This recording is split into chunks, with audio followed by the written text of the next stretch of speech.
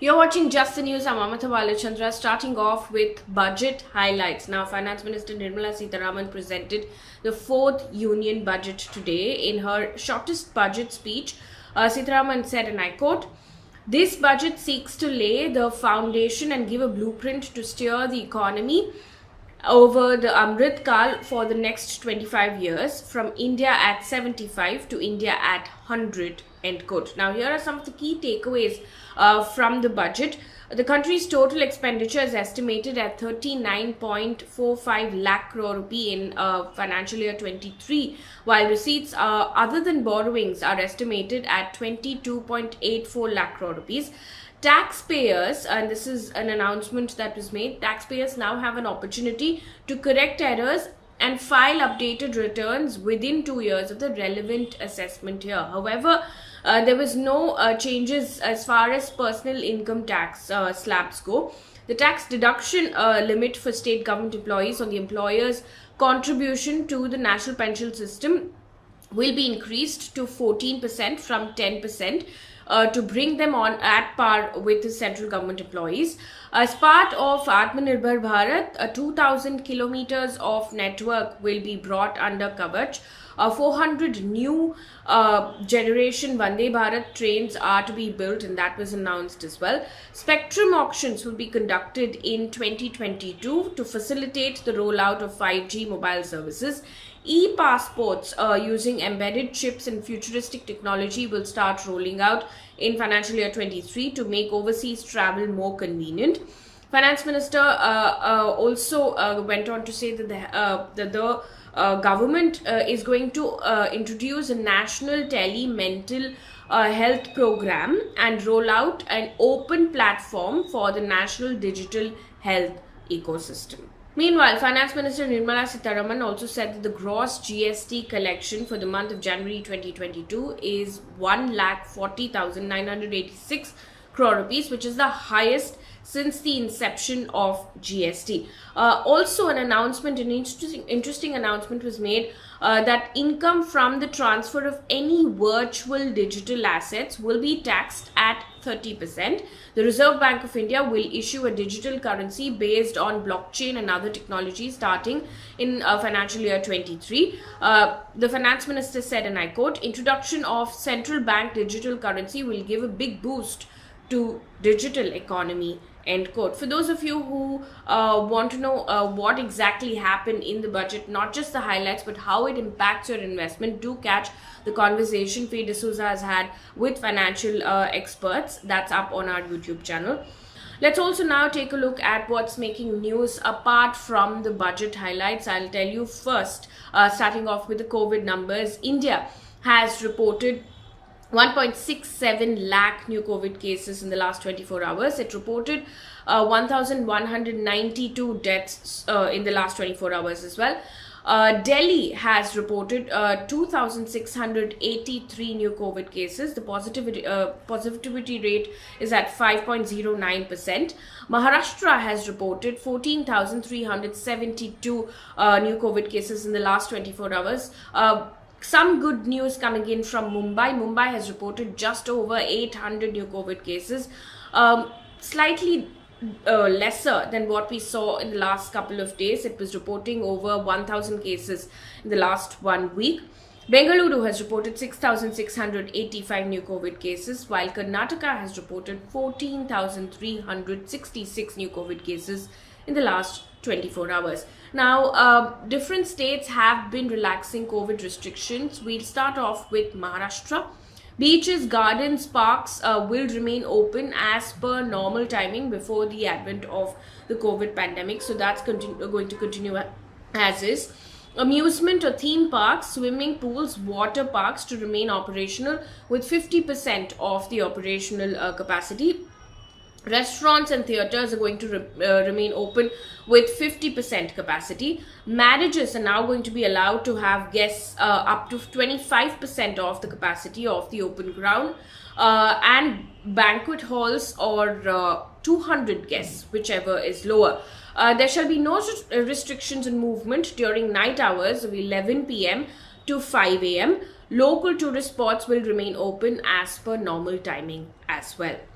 Meanwhile, Odisha government on Monday has issued new COVID guidelines and revised the night curfew timing by extending it by pushing it in fact by an hour from 9 p.m. to 10 p.m. Now the night curfew in urban areas will remain in effect from 10 p.m. to 5 a.m.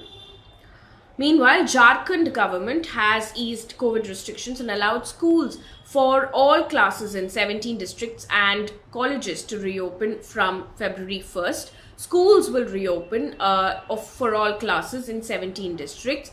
All shops except restaurants, bars, medical stores and petrol pumps will remain open till 8 p.m. Schools and other educational institutions in Tripura will also be reopened with full strength from Monday after the state government lifted the suspension of offline classes with strict adherence of COVID protocol. Chandigarh has also announced offline classes of standards 10, 11 and 12 starting the 1st of February. The Education Department also announced that students in these classes will have the option of choosing between online and offline classes, leaving it to parents and students to decide. Meanwhile, the Delhi High Court has termed Delhi government's order of wearing masks inside car as absurd. Now, the court also questioned why the said order still continues to exist and asked the state why it was not being withdrawn.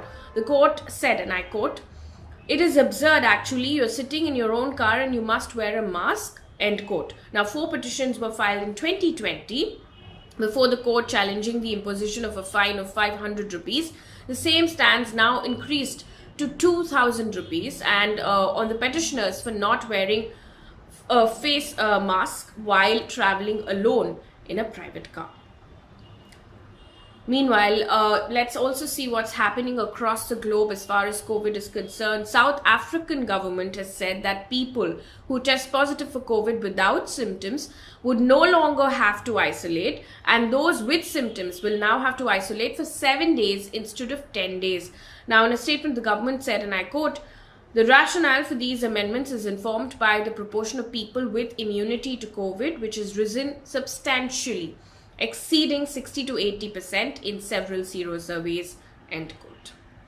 Denmark has also lifted COVID restrictions. It's become the first European Union country, in fact, to end all of its domestic COVID restrictions. While cases are still relatively high, the authorities say that the virus no longer qualifies as a critical threat. Now, earlier, health authorities in Denmark had said that COVID should now be treated as an endemic and not a pandemic. Moving away from COVID news now, let's also see what's making news across the country. YouTuber Vikas Phatak, who's also known as Hindustani Bhau, was on Tuesday afternoon produced before a magistrate court in Bandra in the city of Mumbai and remanded in police custody along with his aide Ikrar Khan till the 4th of February. Now, this comes after students across various cities in the state of Maharashtra, including Mumbai, held protests on Monday demanding the cancellation of the offline board exams. Now, the call for protest was given by Phatak, according to this report by the Indian Express. On January 29th, he had uploaded a video on Instagram asking students to peacefully protest with him against the government's decision in Dharavi outside the residence of State School Education Minister Varsha Gaikwad. According to the Indian Express, the protest took a violent turn in Mumbai and Nagpur, with some students damaging private and police vehicles by pelting stones. Now, the police had to resort to lathi charge to disperse the mob. The protests at Jalgaon and Aurangabad, however, remained peaceful. Yesterday, Varsha Gaikwad, in fact, appealed to the student community not to resort to such activities. In fact, an FIR has now been registered against Phatak and several others under IPC sections, including 353, which is obstructing public servant from discharging duty.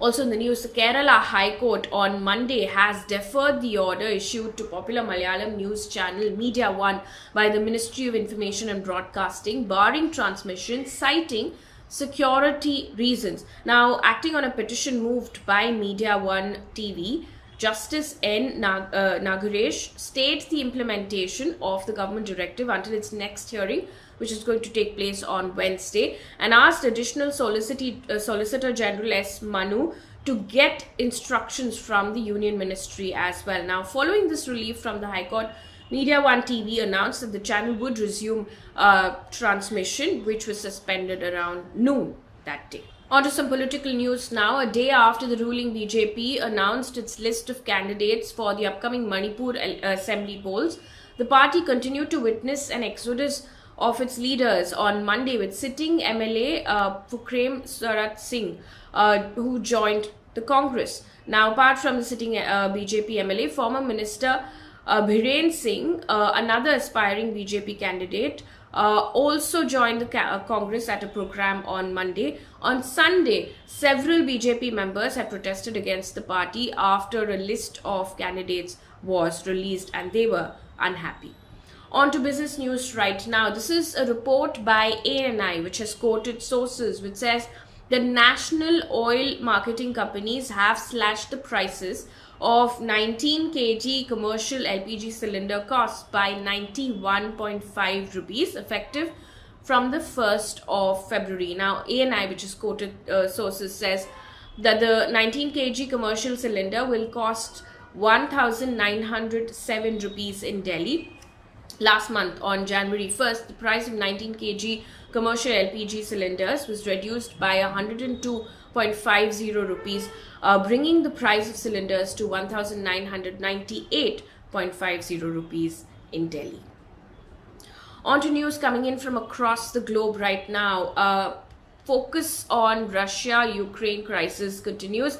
There have been angry clashes between Russian and US envoys at the UN Security Council.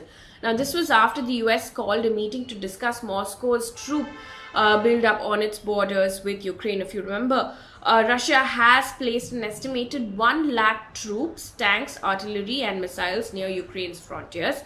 US Ambassador Linda Thomas-Greenfield has said that the mobilization was the biggest Europe had seen in decades. Her Russian counterpart accused the US of fomenting hysteria and unacceptable interference in Russia's affairs. The US and UK have now promised further sanctions if Russia invades Ukraine. Russia, however, has maintained that it does not plan on doing so.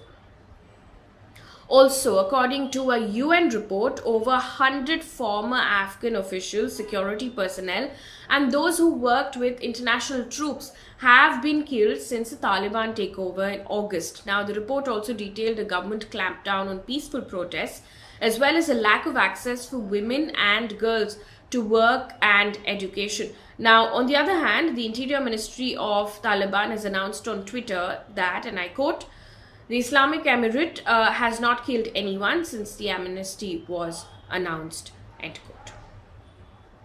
Moving on now, the US, Britain and Canada have imposed sanctions on officials in Myanmar. Now, the action has been taken on the eve of the anniversary of the military coup that plunged the country into a crisis. The joint action by the three nations targets judicial officials involved in prosecutions against Myanmar's ousted leader Aung San Suu Kyi. Moving on to one piece of good news before we wrap things up on this bulletin. This is also sports news, but also good news. Indian men's hockey team goalkeeper PR Sreejesh, who was part of the men's team that clinched the bronze medal at Tokyo Olympics, has won World Games Athlete of the Year award for 2021 performances on Monday. Now, he became only the second Indian to receive this award. In 2020, Indian women's hockey team captain Rani Rampal became the first Indian to win it. That brings us to the end of this bulletin. Thank you so much for watching. Good night.